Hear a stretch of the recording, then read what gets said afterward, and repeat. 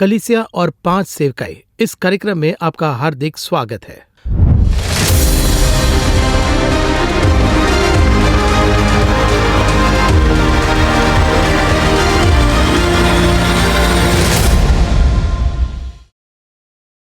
इस कार्यक्रम में बहुत सारे सीक्रेट्स हैं। आइए, let's welcome brother MD Jagan and let's ask him a few questions on this very important topic, church and the 5 ministries. Brother, welcome to the programme. भविष्यवक्ताएं और उनके भविष्यवाणियां। पहला सवाल, यह भविष्यवक्ता कौन है? यह मेरा पहला सवाल है। फंडामेंटली मैं यही पूछना चाहता हूं। परमेश्वर जो है एक समय मनुष्य से बात कर रहे थे। आदम से बात करने के लिए वाटिका में चलते थे, लेकिन इस समय वो भाग कर छिप गया। अब परमेश्वर और मनुष्य के बीच में बात करने के लिए मोड नहीं था। हमारी भाषा में कहे तो मीडिया नहीं था। तो परमेश्वर को बात करना था। अब परमेश्वर को बात करने के लिए जब एक मनुष्य मिल जाता है तो एक जगह पर क्या हो जाता है, ऐसे बात करने वाला परमेश्वर, उसे लोगों से बात करने के लिए एक मनुष्य चाहिए। लोग परमेश्वर से बात करना नहीं चाहते थे और वो उससे दूर चले गए। इसलिए लोगों के और परमेश्वर के बीच में बिचवई करने के लिए लाया गया है भविष्यवक्ता। यही इसका मुख्य कारण है। अब इस मीडिएटर का कारण जनता ही है, ये तो फैक्ट प्रूव हो ही रहा है, क्योंकि परमेश्वर खुद अपनी इच्छा से कभी परमेश्वर लोगों से हमेशा बात करने को तैयार है। लोग ही परमेश्वर से बात करना नहीं चाहते हैं। इस्राएली लोग उस पहाड़ के तले थे और वो डरकर कहने लगे, परमेश्वर बात न करे, मूसा बात करे, ऐसे कहा। लेकिन परमेश्वर क्या करते हैं, लोगों में से अपने लिए एक मनुष्य चुनते हैं। इसमें सबसे बड़ी बात क्या है पूछे तो, यानी हर एक भविष्यवक्ता को चुनने के पहले एक क्राइटेरिया बाइबल में है। उसे हम बाद में देखेंगे। आपका सवाल है भविष्यवक्ता क्यों, जैसे आप पूछ रहे हैं, यानी परमेश्वर के हृदय में जो है वो लोगों तक पहुंचाने के लिए, यानी उसकी व्यवस्था, उसका अनुग्रह, उसका वचन और साथ ही उसका न्याय, चाहे जो भी हो, परमेश्वर को वो बताने के लिए एक मनुष्य चाहिए। और इसे बताने वाला जो व्यक्ति, उसका नाम है भविष्यवक्ता। अगर हम इस तरह से कहें तो इसे समझ पाएंगे। क्योंकि जब हम नोआ के कैरेक्टर को देखते हैं तब वहीं पर ही वो इतने कोशिश करके सबको बचाने की जब सोचते हैं तो लोगों का मन वो बिल्कुल नहीं जीत पाए ना। तो एक ही परिवार उनकी बात सुने ना, तो जब हम उनकी बात सोचते हैं तभी ऐसा लगता है कि जनता अपने मन में इतना कठोर हो गए, ऐसा एक भावना जागृत होती है। नूह के पास मत जाइए, उससे भी 1000 साल पहले जाइए। अच्छा, उससे भी पहले 1000 साल पहले, 950 साल पहले परमेश्वर ने हनोक को चुना था। हनोक भविष्यवक्ता था, उसके द्वारा भविष्यवाणी की गई। यहूदा 14 और 15 में उसने भी न्याय के बारे में ही बताया। तभी के लोग तो परमेश्वर से दूर चले जाना चाहते थे। और देखिए, शेत के समय में आदम का एक और बेटा था शेत। शेत के समय में लिखा है लोग यहोवा से प्रार्थना करने लगे, यानी लोग तो आराधना करते थे, लेकिन 7वीं पीढ़ी आने तक लोग परमेश्वर से दूर चले गए और तभी से न्याय होना शुरू हो गया। 10वीं पीढ़ी यानी नूह के समय में परमेश्वर का न्याय आया। 7वीं पीढ़ी में परमेश्वर न्याय के बारे में बताना शुरू करते हैं। 10वीं पीढ़ी में न्याय कर देते हैं। नूह के समय न्याय आया, यहाँ शुरू किया, यहाँ खत्म किया। 1000 साल, 969 साल। अगर इस हिसाब से देखा जाए तो परमेश्वर उस समय के लोगों को वहां पर सावधान करना चाहते थे। तो देखा जाए तो भविष्यवक्ता का सबसे महत्वपूर्ण काम है, उसे किस लिए लाया गया था कि वो लोगों को चेतावनी दे, कॉशन। चेतावनी देने का काम तो भविष्यवक्ता का सबसे बड़ा रोल है और इसीलिए भविष्यवक्ता नाम का वो व्यक्ति बनाया गया कि लोगों को वो इस विषय के बारे में बता दे। उसी समय में क्या बताया गया देखे तो सबसे पहले हनोक ने पहले न्याय के बारे में बताया, उसके बाद नूह ने धार्मिकता के बारे में बताया, फिर उसने न्याय के बारे में बताया कि ये सब कुछ मिटने वाला है। और उसके बाद में आने वाले भविष्यवक्ता बाइबल में देखिए, ये सभी एक विषय में, यानी सबसे मुख्य बात वो क्या कर रहे हैं, वो न्याय के बारे में बताते हैं। आप चाहे अब्राहम को ही ले लीजिए, अब्राहम एक भविष्यवक्ता है। इस तरह से बाइबल एक जगह बताती है कि वो भविष्यवक्ता है। वही वो आखिरी में किस बात के बारे में कहता है, नए यरूशलेम के बारे में उसने बताया, उस नगर के बारे में बताया। तो ये सभी देखिए, मैं पुराने नियम के बारे में कह रहा हूं। अब ये सभी लोग, चाहे वो मूसा को ही लीजिए, मूसा अच्छा भविष्यवक्ता था, कमाल का भविष्यवक्ता। देखिए, उसने भी परमेश्वर के लोगों के लिए यानी केवल व्यवस्था लाकर दी, ऐसा नहीं, व्यवस्था विवरण की किताब में सब कुछ बताकर अगर ये सब ठीक नहीं हुआ तो परमेश्वर का न्याय आएगा, इस तरह से चेतावनी देकर गया। ऐसी चेतावनी लोगों को बताने के लिए इन लोगों को बुलाया गया, खास करके भविष्यवक्ता को, लोगों को सुधारने के लिए। इसलिए नए नियम में इफिसियों 4 में बताया, जिससे पवित्र लोग सिद्ध हो जाए। इसलिए परमेश्वर ने भविष्यवक्ता को लाया। यहाँ 5 प्रकार की सेवकाई है और उनमें से एक तो भविष्यवक्ता है। अब उस भविष्यवक्ता को परमेश्वर ने क्यों लाया? ताकि पवित्र लोग सिद्ध बने। इसी कॉन्सेप्ट में सबसे पहले भविष्यवक्ता ऐसा जो है ये बाइबल में शुरू हुआ। परमेश्वर अपने हृदय की बात उसके सामने रखते हैं। तो इसे हम आज उस समय जो हुआ वो एक तरफ है। इसमें मेरा डर यह है कि आज अगर नोआ आ जाए तो कितने लोग उस जहाज के अंदर जाएंगे, ये बहुत बड़ा प्रश्न चिन्ह है। देखिए यीशु यहाँ पर क्या कहते हैं मत्ती 24 वचन 37 और 38 में, जैसे नूह के दिनों में था वैसे मनुष्य के पुत्र के आने के दिन में भी होगा। वैसे ही रहेंगे लोग, हमेशा वैसे ही रहेंगे। लेकिन उन दिनों में जैसे नूह ने कहा था, क्या इन दिनों में वैसे बोलने वाले भविष्यवक्ता हैं? लोग वैसे ही रहेंगे, हर समय वैसे ही रहेंगे। निनवे के समय में भी ऐसा ही था तो योना को भेजा गया। इस्राएल के लोगों के समय भी ऐसे ही था, तब भी लोग ऐसे ही थे। इस्राएल से भविष्यवक्ता उठ रहे थे, इस्राएल के बाहर से भी भविष्यवक्ता उठ रहे थे। यानी जब इन्हें उठाते हैं तो उस वक्त लोग बिगड़े होते हैं। यह हर समय में होता है। नूह के समय में वचन कहता है कि मनुष्य बिगड़ते जा रहे हैं। सदोम भी था, वहां पर क्या हुआ? वहां भी लोग बिगड़ते गए। वहां पर एक धर्मी था, वहां लूत था। लोग उसे क्या कहते हैं हम नहीं जानते, लेकिन वो वहां था। यानी इन सभी समयों को देखे तो हम देखते हैं कि परमेश्वर काम कर रहे हैं। लेकिन आज जो भविष्यवक्ता हैं, जैसे नूह ने कहा था, जैसे योना ने कहा था, क्या ये भविष्यवक्ता ऐसे बता रहे? ये सवाल है। भविष्यवक्ता का रोल क्या है? मेन रोल क्या है? फिर भविष्यवक्ता का क्वालिफिकेशन क्या है? मैं क्वालिफिकेशन यानी एकेडमिक साइड नहीं बोल रहा हूं, यानी जैसे बाइबल कॉलेज खत्म किया या फिर एक पास्टर के साथ इतने साल रहना होगा, इसके बारे में कुछ नहीं कह रहा। वो जरूरी है, मस्ट, उसके बारे में नहीं कह रहा हूं। मैं जो कह रहा हूं स्पिरिचुअल क्वालिफिकेशन। भविष्यवक्ता कौन है? बाइबल कहती है जो भविष्यवक्ता है वो परमेश्वर की जीभ होता है। भविष्यवक्ता परमेश्वर के साथ चलता है। ये दोनों बहुत ही मुख्य क्वालिटी है। आज परमेश्वर की जीभ बनने के जैसा भविष्यवक्ता ऐसे है क्या? परमेश्वर के हृदय में जो है वो बाहर दिखाने के लिए भविष्यवक्ता हैं क्या? इसे देखें तो देखिए आप किस तरह से मनुष्य को पहचानते हैं, ये बाइबल बताती है। फल को देखकर पेड़ को पहचानते हैं। फल अच्छा है तो पेड़ अच्छा है, फल अच्छा नहीं तो पेड़ अच्छा नहीं। तो फिर प्रेरितों के समय में इफिसियों को लिखते समय प्रकाशित वाक्य में परमेश्वर ने कहा, जो अपने आप को प्रेरित कहते हैं और हैं नहीं, उन्हें तूने परखकर झूठा पाया, इस तरह से कहता है। तो उस समय में खुद को प्रेरित कहने वाले जो प्रेरित नहीं थे, एक ग्रुप वहां पर पहले से था। जी हाँ, पहली सदी से। एक और बात कहे तो उस समय मीडिया नहीं था। आज अगर आप देखें तो अगर किसी कलीसिया में गलत प्रचार हो या फिर किसी कलीसिया में अगर कुछ होता है तो तुरंत ही मीडिया में ये सब कुछ बताया जाता है। उस समय यीशु मसीह यरूशलेम में मर गए तो हम तक ये खबर पहुंचने के लिए कितने साल लगे भारत में आने के लिए, है ना? जी हाँ। उधर जो बाइबल दी गई थी दूसरी सदी में, तीसरी सदी में जब बाइबल कंपाइल की गई, हमारी भाषा में आने के लिए 15वीं सदी लग गई। यानी हमें इतनी सदियों के बाद मिली। आज ऐसा नहीं है, तुरंत ही पहुंच जाता है। इसीलिए उस समय के भविष्यवक्ताओं में और आज के भविष्यवक्ताओं में फर्क है। उस समय के भविष्यवक्ताओं के गुणों को और इस समय के भविष्यवक्ताओं के गुणों को जरा देखिए। पहले वो परमेश्वर के साथ चलने वाला हो, परमेश्वर की जीभ हो, उसके फलों को देखिए उसके फलों को देखते वक्त बाइबल के भविष्यवक्ताओं के फलों को देखिए। एक एक भविष्यवक्ता किस तरह से उभर कर आया देखिए। इन भविष्यवक्ताओं को आज हम देखिए, मैं यहाँ पर किसी का नाम नहीं ले रहा हूँ, आमतौर पर खुद को भविष्यवक्ता कहने वाले, यानी ऐसे सब लोग जो खुद को भविष्यवक्ता कहते हैं, उन सभी को जांच कर उन्हें परख लेना ये हमारा काम है। इस कलीसिया के बारे में परमेश्वर कहते हैं कि तुमने उन्हें परखा। नूह को ही लीजिए, 100 साल तक नूह परिवार के साथ जहाज बना रहा था। नूह भविष्यवक्ता था। इसके पार आते एक एक करके देखते हैं उसने कितना समर्पण दिखाया होगा, सोच के देखिए। उसके बाद पत्नी और बच्चे एक साथ मिलकर उस काम को पूरा करते हैं। पूरी दुनिया उन्हें पागल कहती है, दुनिया खत्म होने वाली है, आओ कहता है मैं जहाज बना रहा हूं। अगर आज कहेंगे तो कोई मानेगा क्या? नहीं मानेगा। ठीक है, उसके बाद मूसा को देखते हैं। 4 साल जंगल में था। वो तो जंगल में भेड़ चराया करता था।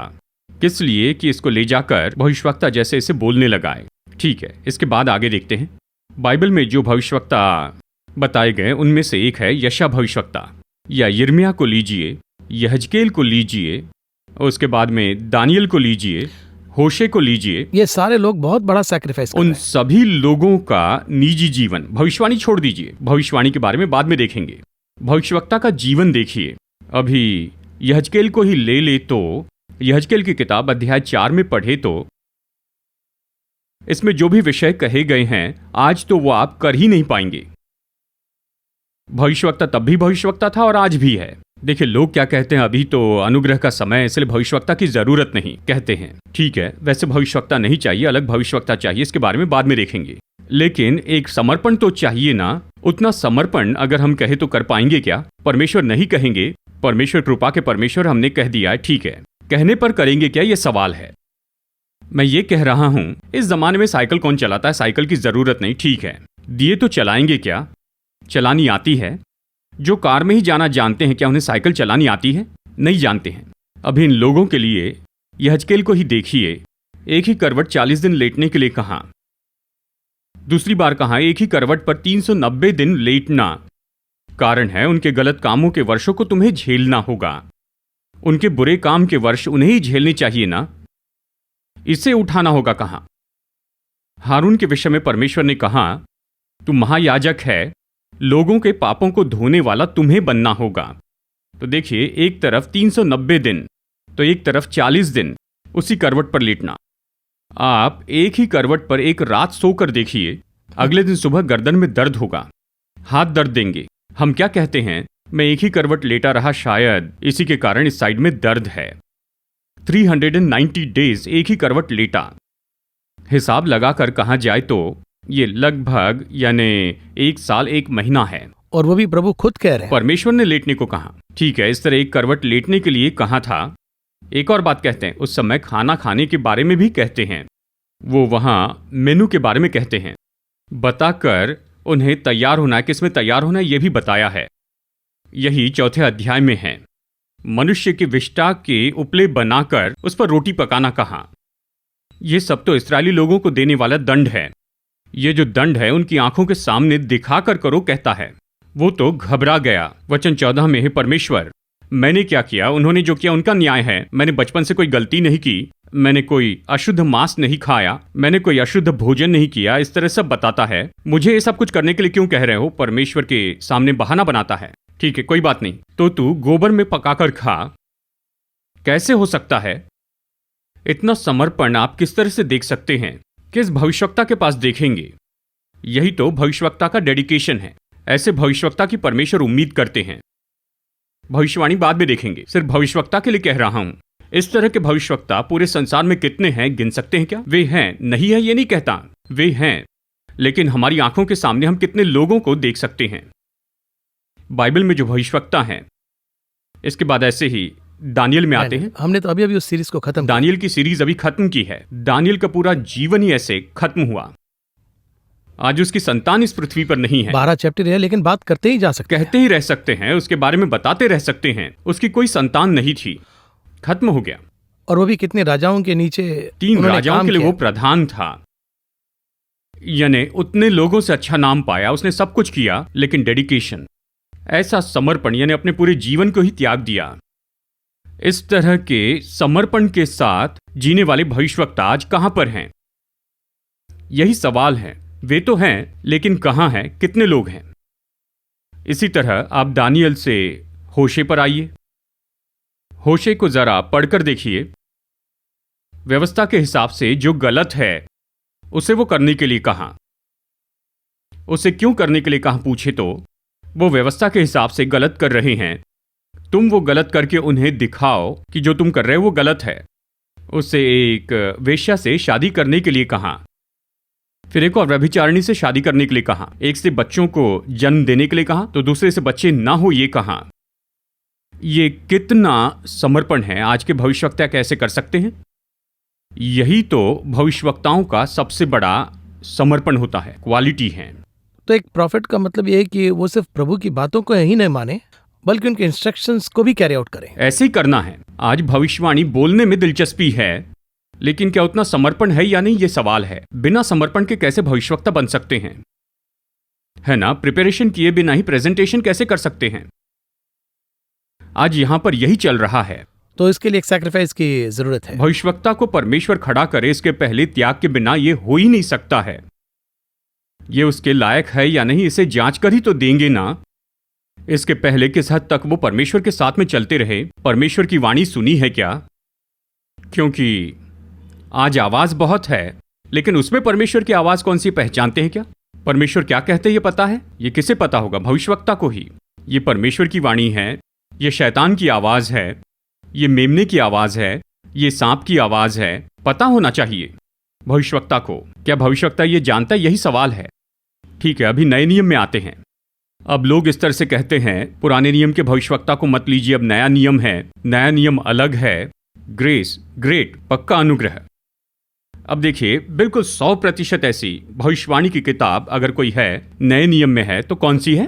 प्रकाशित वाक्य। उसका लेखक है यूहन्ना। यूहन्ना का बलिदान देखिए। क्यों?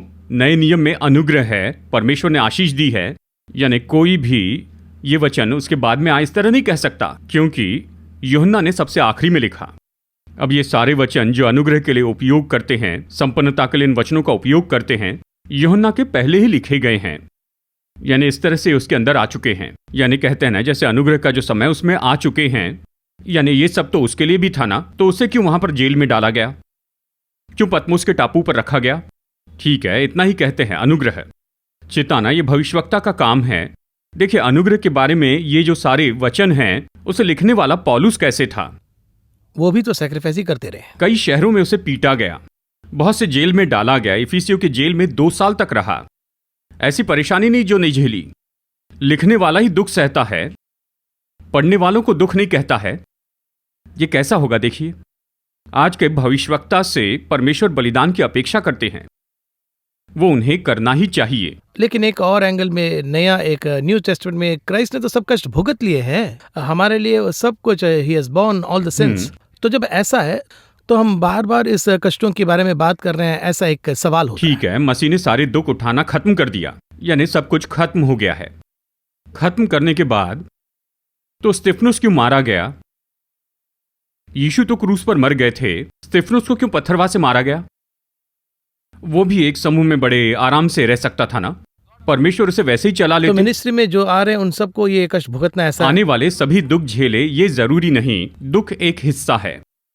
देखिए, मैं क्या कहता हूं, देखिए, जब आप 12वीं में या फिर 10वीं में पढ़ाई करते हैं, थियरी पूरी पढ़ ली है, प्रैक्टिकल भी उसमें एक हिस्सा है ना। हाँ, प्रैक्टिकल आते वक्त तो उसे हमें करना ही, प्रैक्टिकल तो आपको करना ही पड़ता है ना। कुछ स्मूथली जाएगा ये हम नहीं कह सकते, नहीं कर पाएंगे। देखिए, आपके जो सब्जेक्ट्स हैं उसमें से कुछ हार्ड है, कुछ लाइट है। और दूसरी बात, ये फेथ का जो जर्नी है ये कुछ अलग है। देखिए, विश्वास आशा की वस्तुओं का निश्चय और अनदेखी वस्तु का प्रमाण है ना। देखिए, आज जो है ये ऐसा हिस्सा ही नहीं है। इसका नतीजा क्या है? उस हिस्से में से गुजरे तो ही भविष्यवक्ता बन सकते हैं। उस प्रोसेस, ये प्रोसेस है। उस प्रोसेस से गए बिना भविष्यवक्ता कैसे बन सकते? भविष्यवक्ता बने बिना, इस प्रोसेस को पूरी किए बिना, ये कैसे कहे तो 4 साल डॉक्टर के लिए पढ़ाई करनी पड़ती है, 5वां साल प्रैक्टिकल होता है, उन्हें जाकर कुछ करना पड़ता है, उसे करने के बाद ही सर्टिफिकेट देते हैं। ये थियरी पार्ट पकड़ लेते हैं, भविष्यवक्ता के बारे में पढ़ते हैं, भविष्यवक्ता बनने की इच्छा रखते हैं, अच्छी प्रार्थना करते, सब कुछ करते हैं, लेकिन उस प्रैक्टिकल में वो जाते ही नहीं। तो उस प्रॉफिट के लिए जो सैक्रिफिशियल जो जर्नी है उसे पार करने के लिए हमें तैयार रहना है, ऐसा हम कह सकते हैं। कन्फर्म है, हर एक की एक प्रोसेस है। पास्टर बनने के लिए एक प्रोसेस है, प्रेरित होने के लिए एक प्रोसेस है, और उसी तरह से सुसमाचार प्रचारक के लिए, उसी तरह से शिक्षक के लिए, यानी सभी के लिए क्रिया है। देखिए, बीकॉम के लिए एक है, बीएससी के लिए एक है, बीई के लिए एक है। ये सब पढ़ाई करते हैं, 3 साल 4 साल पढ़ते हैं, यानी इन सभी के लिए एक एक तरह की एग्जामिनेशन का टाइप होता है। बिना एग्जाम के कैसे, यानी कैसे साबित करेंगे कि आप ग्रेजुएट हुए हैं? लोग कहते हैं कि हमें इस तरह के एग्जाम नहीं चाहिए। एग्जाम के लिए दूसरे शब्दों में इस तरह से कहते हैं कि इम्तिहान लेते हैं, तो ये इसके बिना कैसे आएगा? अब देखिए, भविष्यवक्ता में एक और विशेषता है, यानी ये जो है ये तो निश्चय ही चलने का रास्ता तय करते हैं। एक और बेसिक सा हमारे बाइबल के वचन से, नए नियम से कह रहा हूं, नए नियम में कहता हूं, 2-3 वचन अगर हम पढ़ के देखें तभी हम इसे समझेंगे। हम वचन से नहीं कहते हैं, सीधा प्रकाशित वाक्य में चले जाते। अक्सर हम प्रकाशित वाक्य से वचन पढ़ते हैं, जरूरत पड़े तो पुराने नियम में चले जाते हैं। अब यहां देखिए 17, प्रकाशित वाक्य 17:3।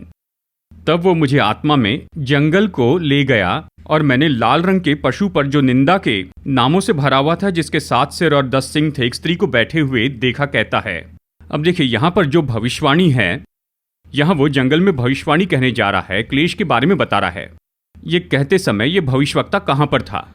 वे तो पैटमोस आइलैंड में है ना। शरीर में पतमोस के टापू पर था, आत्मा में कहाँ पर था? स्पिरिट में अगर आप देखेंगे तो एक विल्डरनेस में है। जंगल में था, आत्मा में जंगल में था।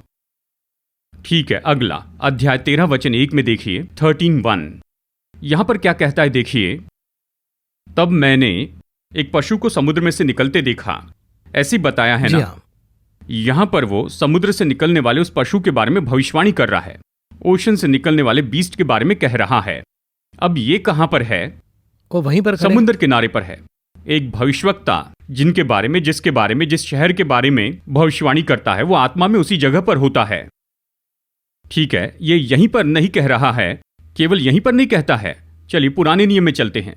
यहेजकेल की किताब अध्याय 37 में पढ़िए, वहां सूखी हड्डियों के बारे में कहता है। सूखी हुई हड्डियों के बारे में कहते समय यहेजकेल को परमेश्वर कहां पर ले गए? परमेश्वर ने मुझे सूखी हुई हड्डियों की तराई में खड़ा किया कहता है।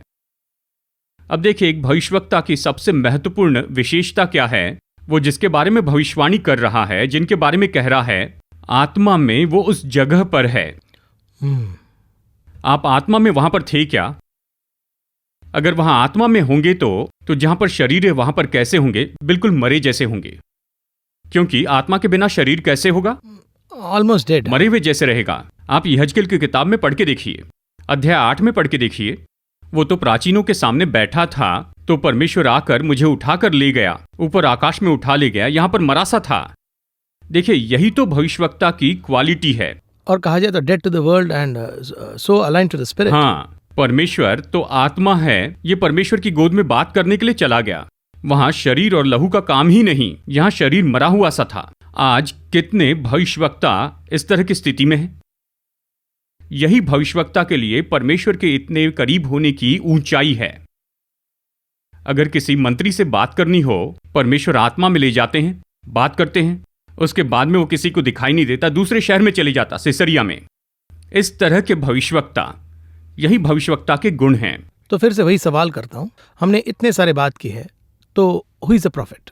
वही कह रहा हूं, देखिए, इन सभी विशेषताओं के साथ परमेश्वर एक व्यक्ति को लेकर आते हैं। मेरी समझ इस तरह से, वचन को मैं इस तरह से समझ सकता हूं, भविष्यवक्ता बनाए नहीं जाते, वो पैदा होते हैं।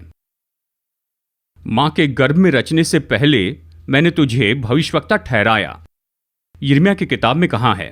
अभी इस समय में जीएमओ प्रोडक्ट आपने देखा होगा, जेनेटिकली मॉडिफाइड ऑर्गन कहते हैं। उससे वो कैसे करते हैं? नॉर्मल नेचुरल प्रोडक्ट में से थोड़ा लेकर उसमें वो साइंस के माध्यम से वो क्या करते हैं? जेनेटिकली मॉडिफाइड करते हैं।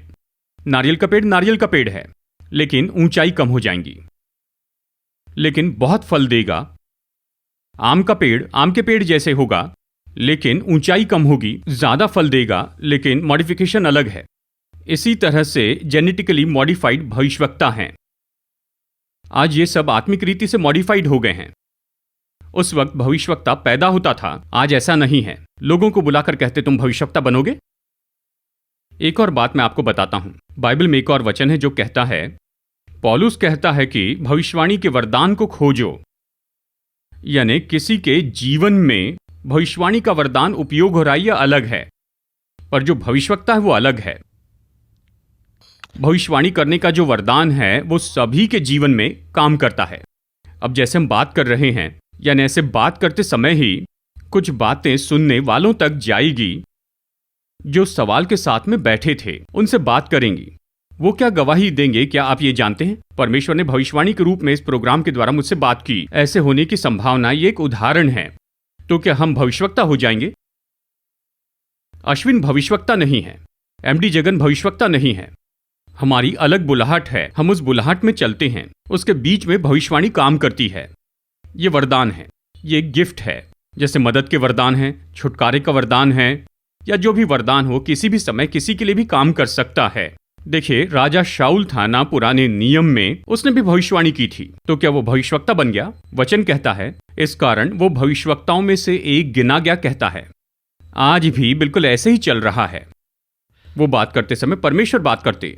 अभी देखिए, बहुत से लोग इस तरह कहते हैं, भाई आपका संदेश सुन रहे थे, परमेश्वर ने हमसे बात की, इस तरह से कहते हैं। किसी ने मुझसे कहा आप भविष्यवक्ता नहीं ऐसे कहते हैं, पर आपके संदेश भविष्यवक्ता जैसे ही हैं। वो परमेश्वर का काम है, वो तो उनके जीवन में इस तरह काम हो रहा है, पर मैं भविष्यवक्ता नहीं हूं। मैं टीचर, बाइबल टीचर हूँ, इतना ही मुझे दिया गया है। ये भविष्यवाणी का वरदान अगर किसी के जीवन में काम हुआ है, ये परमेश्वर ने उनके लिए किया है, लेकिन मैं भविष्यवक्ता नहीं। यानी हमें ये समझना है।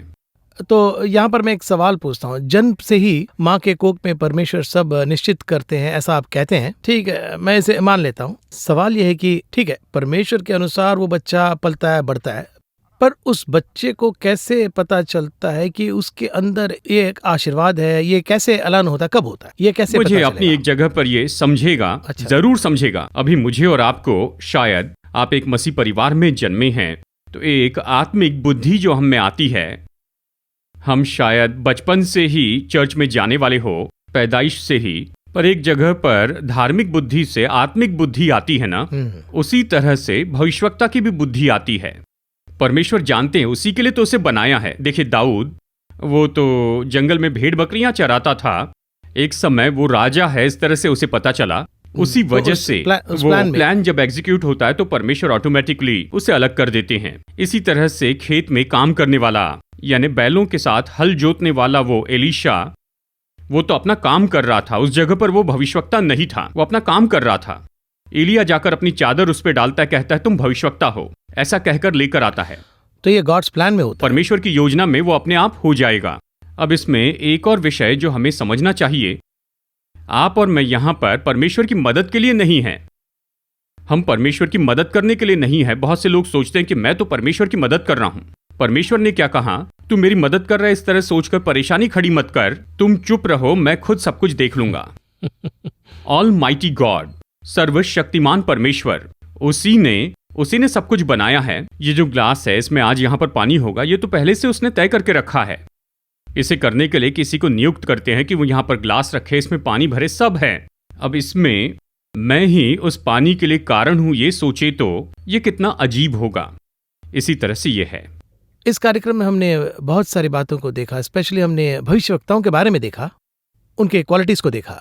अब आखिर के 1 मिनट रह गए, तो आखिर में इस कार्यक्रम को देखने वालों के लिए भविष्यवक्ता, इसका मतलब कि आप क्या कहना चाहते हैं 1 मिनट में शॉर्ट? नए नियम में भविष्यवक्ता जो है वो चर्च के अंदर है, चर्च के बाहर नहीं है। पुराने नियम में वो चर्च के बाहर थे। बाइबल के हिसाब से आप बाइबल लीजिए, प्रेतों की किताब पढ़िए, उस कलीसिया में पौलुस और बरनबास भविष्यवक्ता और उपदेशक बनकर रहे थे। भविष्यवक्ता अंदर होना चाहिए। बेस्ट भविष्यवक्ता पवित्र आत्मा ही है, वो कलीसिया के अंदर है। वो जिस व्यक्ति का उपयोग करता है वो कलीसिया में है। इससे परे अगर कोई बाहर का व्यक्ति आकर भविष्यवाणी करता है तो क्या वो सही है, ये परमेश्वर खुद आपको बताएंगे। ये तो परमेश्वर खुद आपको बताएंगे, किसी के जरिए बताएंगे। जहां तक कि मैं समझता हूं, नए नियम के वचन के आधार पर ये कह रहा हूं, कलीसिया में जाइए, बाइबल अच्छे से पढ़िए, अच्छी प्रार्थना कीजिए। आपके अंदर जो भविष्यवक्ता है वो पवित्र आत्मा से भरा है, आपके बाहर जो भविष्यवक्ता है वो भी कलीसिया में है। इसके जरिए परमेश्वर आपसे बात करने के लिए सक्षम है। तो प्रॉफिट भविष्यवक्ता के बारे में हमने बात की। अगले एपिसोड में भविष्यवाणी, क्योंकि कार्यक्रम का नाम है भविष्यवक्ता और भविष्यवाणी, ऐसा हमने नाम दिया है। अगले एपिसोड का इंतजार है। इस कार्यक्रम में आने के लिए बहुत बहुत धन्यवाद। Again we'll meet again in another interesting episode of भविष्यवक्ताएं और भविष्यवाणियां। धन्यवाद, नमस्कार।